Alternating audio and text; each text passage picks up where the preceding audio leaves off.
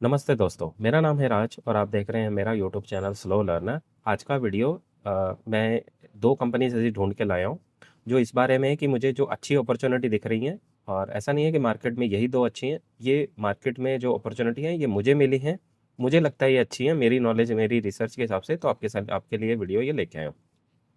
Company 2 हैं, पहली company है ट्रांसफ़ॉर्मर रेक्टिफ़ायर, दूसरी कंपनी है शिल्चर। दोनों कंपनी ट्रांसफ़ॉर्मर सेक्टर में काम कर रही हैं। पावर सेक्टर से रिलेटेड है, ये कोई भी जो पावर रहती है या कोई भी इलेक्ट्रिसिटी पावर जो भी जनरेट होती है, उसको डिस्ट्रीब्यूट करने के लिए पहले उसका करंट का वोल्टेज बढ़ाया जाता है, ताकि वो इस्तेमाल हो सके और बाद में जब वो कमर्शियल यूज़ होने के बाद जब आम पब्लिक के लिए या घरों में भेजी जाती है तो उसको दोबारा से उसका जो करंट है उसको घटाने के लिए भी ट्रांसफार्मर की ज़रूरत पड़ती है। तो ट्रांसफार्मर इलेक्ट्रिसिटी का जो जो उसकी पावर है उसको बढ़ाने के लिए और घटाने के लिए दोनों जगह इस्तेमाल होती है कंट्रोलर के लिए। ठीक है, तो ये 2 कंपनी है जो अभी मूड माहौल अच्छा लग रहा है, कॉन कॉल अच्छा लग रहा है इनका और इनके जो वैल्यूएशंस हैं, चार्ट है, सब कुछ अच्छा लग रहा है। चलिए शुरू करते हैं, सीधा चलते हैं कंपनी के बारे में और देख लेते हैं कंपनी अभी कैसी दिख रही है। ट्रांसफार्मर सेक्टर का ये कंपनी है, इसका जैसे ही आप कॉन कॉल खोलेंगे तो ये सीधा बताते हैं यहाँ पे 5,246 करोड़ का इनके पास जो ऑर्डर बुक है, ये ऑर्डर बुक मैंने कॉन कॉल पढ़ी तो ये इनके पाइपलाइन में है, कंफर्म नहीं है अभी। ये 665 करोड़ का जो ऑर्डर बुक है ये इनका कंफर्म है। उसके अलावा इनके जो आरओई का डायरेक्शन है वो ऊपर की तरफ जा रहा है और जो ओवरऑल ले दे के मूड माहौल अच्छा लग रहा है। इनके काफ़ी सारे जो प्रोडक्ट्स हैं वो इस्तेमाल होते हैं डिस्ट्रीब्यूशन में, पेट्रोकेमिकल में, pharmaceutical, power transmission, metal processing, cement industry, green energy, railway, paper pulp और माइनिंग। तो ये सारे सेक्टर हैं जहाँ पे इनके ये प्रोडक्ट्स इस्तेमाल होते हैं। तो ओवरऑल जितना भी पावर का जो थीम का गेम हो रहा है, वहाँ पे ये बड़े अच्छे से प्ले कर सकते हैं। अब आप पूछेंगे कि भाई इनका तो थोड़ा-सा एक्सपोर्ट, हाँ, इनका एक्सपोर्ट 20% है टोटल रेवेन्यू का, कॉन कॉल में इन्होंने बताया है और ये सारे इनके प्रोडक्ट्स हैं जो ये बनाते हैं। जाके आप एक बारी देख लेना वेबसाइट पे इनके। और इसके अलावा इन्होंने कॉन कॉल में ये मेंशन करा कि जो इनके प्रोडक्ट्स हैं वो 20% इनका जो यूएस में एक्सपोर्ट करते हैं टोटल रेवेन्यू का और इन्होंने ये भी बताया साथ में कि जो हमारे जो प्रोडक्ट्स हैं वो स्ट्रेटेजिक जो जो प्रोडक्ट होते हैं उसके अंडर आते हैं तो हमें जो टैरिफ है उसका कोई इशू नहीं आने वाला आने वाले टाइम में। सुन के अच्छा लगा, कॉन कॉल की शुरुआत अच्छी थी, बुलिश थी, मज़ेदार थी, मतलब और जो इनका स्ट्रॉन्ग जो ऑर्डर बुक है उसके बारे में इन्होंने काफ़ी बातचीत करी तो मुझे तो सुन के बहुत मज़ा आया। कॉन कॉल मज़ेदार थी, आपको जाना चाहिए, पढ़ना चाहिए और गाइडेंस की इम्प्रूवमेंट के इन्होंने हिंट दिए हैं कि आने वाले टाइम में इनके जो मार्जिन्स हैं वो भी अच्छे से इम्प्रूव होने वाले हैं।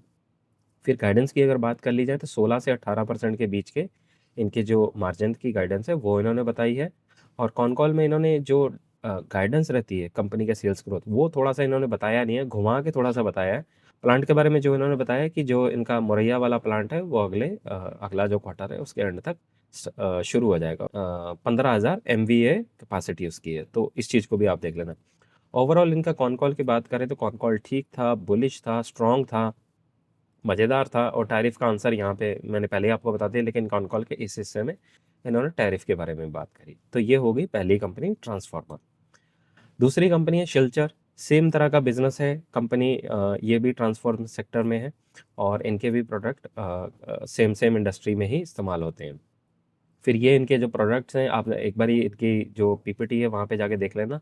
बहुत आसान है, सिंपल लैंग्वेज में इन्होंने एक्सप्लेन करे हैं इनके प्रोडक्ट। ये इस तरह के पावर ट्रांसफार्मर, डिस्ट्रीब्यूशन, फिर ये जनरेटर ट्रांसफार्मर, हाइड्रो फनेको ट्रांसफार्मर, ये और एक हाइड्रोजन से रिलेटेड चलने वाला भी ट्रांसफार्मर ये उसको डेवलप कर रहे हैं। ये तो हाइड्रोजन वाला भी है ट्रांसफार्मर डेवलप कर रहे हैं। सेम इंडस्ट्री इनका भी सेम है, solar, wind energy, hydrocarbon, steel, sugar, cement, ठीक है, oil and gas, private sector, तो लगभग लगभग सेम ही इंडस्ट्रीज हैं जहाँ पे इनका इस्तेमाल होता है। अब इनका भी जो सेल्स ग्रोथ है, जो इनका ग्रोथ है, इसमें यहाँ थोड़ा-सा देखने वाली बात है, जो इनका एक्सपोर्ट है, इन्होंने बताया कॉन कॉल में कि 20% जो टोटल रेवेन्यू का जो नंबर है, वो यूएस को जाता है और इन्होंने भी ये बात डिस्कस करी कि जो इनका ट्रांसफ़ार्मर का प्रोडक्ट है, वो स्ट्रैटेजिक प्रोडक्ट कैटेगरी में आता है, तो जहाँ पे इनको टैरिफ से ज़्यादा इश्यू नहीं होने वाला है। ये थोड़ा-सा बस एक कंसर्न है, बाकी थीम बहुत ज़बरदस्त है और लंबे टाइम तक चलने वाली ये थीम है। कॉन कॉल में तो ये सारा कुछ था, इसके अलावा अगर इनके पीपीटी में तो ये सारा कुछ था। कॉन कॉल में अगर जाएँ और देख लें तो काफ़ी अच्छी चीज़ें इन्होंने बात करी। कॉन कॉल की जो शुरुआत थी ज़बरदस्त थी, बुलिश थी, स्ट्रॉन्ग थी, मतलब मज़ा आ गया ऐसे वाली कॉन कॉल थी। टैरिफ वाला इन्होंने आंसर मैंने आपको बता दिया। जो इनका टोटल रेवेन्यू है उसका सिर्फ 20% ही टैरिफ के अंडर आना चाहिए, और वो भी वो स्ट्रेटेजिक प्रोडक्ट के अंडर है, तो उससे भी उनको कुछ खास नहीं होएगा। स्टेटमेंट इनकी काफ़ी स्ट्रॉन्ग रही थी। डोमेस्टिक और एक्सपोर्ट का जो डोमेस्टिक और आउटसाइड जो कंट्री का जो ऑर्डर्स है वो अच्छे आ रहे हैं। जो भी ये प्रोजेक्ट स्टार्ट करते हैं उसको 12 से 18 महीने लगते हैं स्टार्ट करने में और उसको प्रोडक्शन स्टार्ट करने में। ये चीज़ मुझे अच्छी लगी। कैपेसिटी इन्होंने बताया कि 40% के आसपास है और दोबारा से एक्सपैंड कर रहे हैं। फिर और बात करी कि आप एक्सपेंशन को कैसे देख रहे हैं। इन्होंने बताया कि हम एक्सपेंशन के सेकंड फेज़ में, बाकी कंपनीज अभी फर्स्ट फेज़ में, हम सेकंड फेज़ में जा चुके हैं ऑलरेडी। करंट ऑर्डर बुक इनके पास 400 करोड़ का अभी अवेलेबल है, जो कि अच्छी बात है। और डिमांड से ज़्यादा सप्लाई हो जाए, इसका आंसर इन्होंने इस तरीके से दिया कि डिमांड बहुत ज़्यादा है और जो भी कोई कंपनीज नहीं आ रही हैं वो उसको अभी एक्सपेंशन के फर्स्ट फेज़ में, हम सेकंड फेज़ में ऑलरेडी आ चुके हैं, तो डिमांड कम नहीं होने वाली हैं रिगार्डलेस कि इतनी सारी कंपनी इस सेक्टर में आ चुकी हैं। तो ये मुझे काफ़ी एक बुलिश स्टेटमेंट लगा और मज़ेदार लगा। तो ये सारी बातें हुई यहाँ पे। इसके अलावा इन्होंने और कई चीज़ें यहाँ पे डिस्कस करी हैं, जैसे कि गाइडेंस के बारे में इन्होंने बताया 20 से 25% के बीच में ये ग्रोथ करेंगे। इन्होंने अभी करंटली जो इनका टारगेट, जो करंट इनका रेवेन्यू है 620 करोड़ इन्होंने करा है, और टारगेट को बढ़ा के 750 करोड़ के आसपास करने जा रहे हैं इस ईयर में, यानी कि ये करंट ईयर में, और ग्रोथ होगा 20% के अप्रॉक्सीमेट, 20-25% अप्रॉक्सीमेट ये ग्रोथ करेंगे। तो ये था सारा कुछ कॉन कॉल से। अब सीधा चलते हैं इनके, एक बारी चार्ट पे चल के देखते हैं और देखते हैं। टैरिफ का आंसर भी इन्होंने सेम वैसा ही दिया। सीधा चलते हैं अब एक बारी इनके स्क्रीनर पे और यहाँ देख लेते हैं इनका इनका जो करंट, इनका करंट भी ट्रांसफार्मर का 58 है, और करंट जो मार्केट कैप है 15,180 करोड़ की मार्केट कैप है। अगर चार्ट की बात कर ली जाए तो चार्ट अगर लॉन्ग टर्म में देखते हैं 3 साल में, तो बुलिश है, स्ट्रॉन्ग है, कंसोलिडेट करके ऊपर चलने की तैयारी में है दोबारा से। क्वार्टर ऑन क्वार्टर बेसिस पे अगर रिजल्ट के नंबर की बात कर ली जाए, 64% इन्होंने करा है ट्रांसफार्मर ने, और पैट इन्होंने करा है इस बार 97 करोड़। हालांकि ईपीएस की ग्रोथ यहाँ पे देखा जाए तो ओवरऑल कम हुई है, लेकिन ये अप एंड डाउन चलता ही रहता है। उन्होंने बताया कि हमारे जो रिजल्ट हैं उसको आप क्वार्टर ऑन क्वार्टर बेसिस पे जज ना करें, उसको आप देखें, एनालाइज करें ईयर ऑन ईयर बेसिस पे। ठीक है, तो ये इन्होंने बताया था। अगर ईयर ऑन ईयर बेसिस पे देखें तो इनके जो ईपीएस है उसमें लगातार ग्रोथ हो रही है। अगर ईयर ऑन ईयर बेसिस पे ग्रोथ का नंबर चेक करें तो 56% इन्होंने ग्रोथ करी है पिछले साल के कंपेयर में। यहाँ तक तो मुझे ठीक लग रहा है। और share holder parting, share holder pattern में F I Is, D I Is, आम पब्लिक लगातार कम हो रही है और F I I, D I Is माल उठा रहे हैं। सेकंड कंपनी जो शिल्चर है वो छोटी कंपनी है इससे कंपैरेटिवली। पी इसका 33 है और करंट मार्केट कैप 5,500 करोड़ के पास में। चार्ट की अगर बात कर ली जाए तो चार्ट इनका अभी कंसोलिडेशन में फंसा है, थोड़ा सा मुझे वीक दिख रहा है ट्रांसफार्मर के कंपैरिजन में, क्योंकि वो बड़ी कंपनी है तो ज़्यादा स्टेबल दिख रहा है। बाकी सारा खेल इनके सेल्स ग्रोथ के नंबर का है। करंट अगर चार्ट की क्वार्टरली रिजल्ट की बात कर ली जाए तो 50% के पास में इन्होंने year quarter on quarter basis पे परफॉर्म करा है। और ईपीएस में ग्रोथ थोड़ी सी कम हुई है, लेकिन ओवरऑल ठीक लग रहा है यहाँ पे। ईयर ऑन ईयर की अगर बात कर ली जाए तो 57% इन्होंने भी सेल्स ग्रोथ करी है, जो कि बहुत अच्छा लग रहा है। ईपीएस ग्रोथ लगातार कंपनी कर पा रही है। एक टाइम में इनका ईपीएस था 37, फिर 80 हुआ, 128, अब 128 है आज की डेट में। अगर देखा जाए काफ़ी ऊपर की तरफ ही जा रहा है, जो कि अच्छा साइन है। सेल्स ग्रोथ के नंबर बढ़िया हैं, प्रॉफिट ग्रोथ के नंबर जो है सेल्स ग्रोथ से ज़्यादा है, तो ओवरऑल इनको जो बोलते हैं कि वॉल्यूम ग्रोथ और वैल्यू ग्रोथ दोनों मिल रहा है। शेयर होल्डिंग पैटर्न काफ़ी स्टेबल दिख रहा है, 31% से 33% आम पब्लिक की होल्डिंग यहाँ पे बढ़ी है।